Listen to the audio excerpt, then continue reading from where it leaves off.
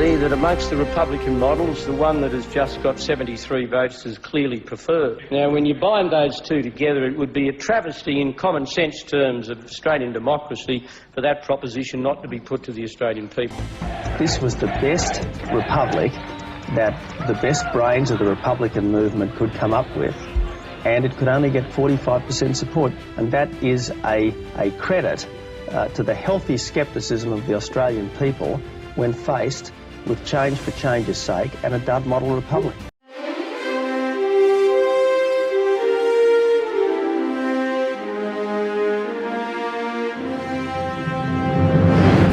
Okay, thank you, Professor. I'll just go through them very quickly one by one, and I probably won't even use 5 minutes.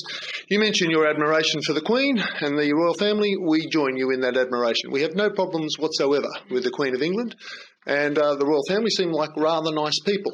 Against that, I don't, and I don't think anybody in the Republican movement thinks that they are automatically superior to any of your families. May I ask again, just in the spirit of democratic debate, how many of you think that the Queen is automatically, and everybody in the royal family, is better than anybody in your family? Seriously, a serious question. But why do you think the royal family is the only family that can supply us with our head of state?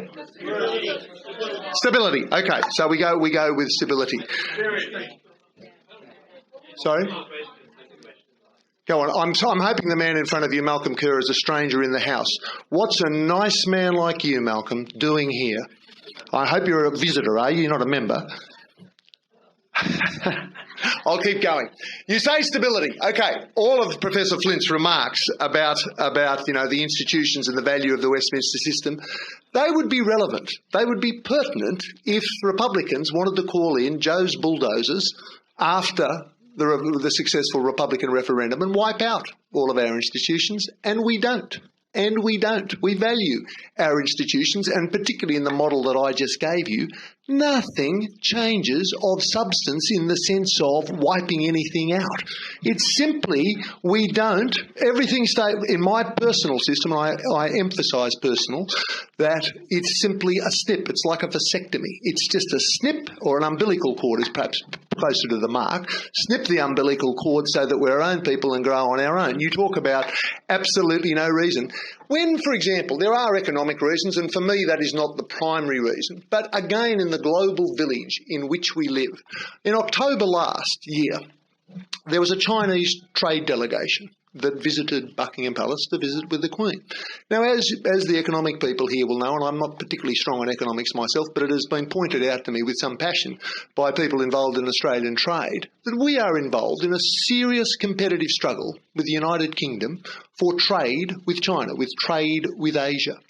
Does it strike any of you as odd that in this struggle that we have with China with the United Kingdom for trade with China, that our own head of state is there pumping up the tyres of the United Kingdom? Does anybody think that our own head of state was putting a word in for Australia? I can see you shaking your head ruefully. Is that not a relevant point, that in the global village, our own head of state, and David, you say that our head of state is the Governor General. May I ask you, David, serious question, who is the Governor General representing? Just a quick question. Who is the Governor General representing? He represents the Queen. Represents the Queen. Thank you. I'll rest my case on that. It is sophistry. It is sophistry to go through all the semantics and say that she's an Australian Queen and that our head of state is the Governor General. She's not. Our head of state is the Queen of England.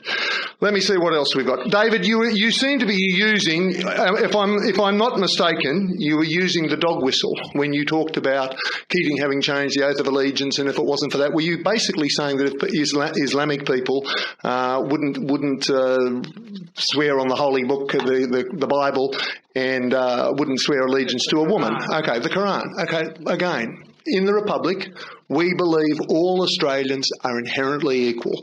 Black, white, striped, heterosexual, gay, transsexual, everybody. We don't want division. We don't use dog whistle politics. We believe in a multicultural, equal Australia. In terms of the other things that you're discussing, in terms of Indigenous recognition in the Constitution and same-sex marriage, the way we want it to work is same-sex marriage to go through, Indigenous recognition to go through, and then we will get to the Republic. Australia is changing. It is changing for the better. We fancy ourselves as a progressive movement. We ask you to come with us. Thank you for your attention.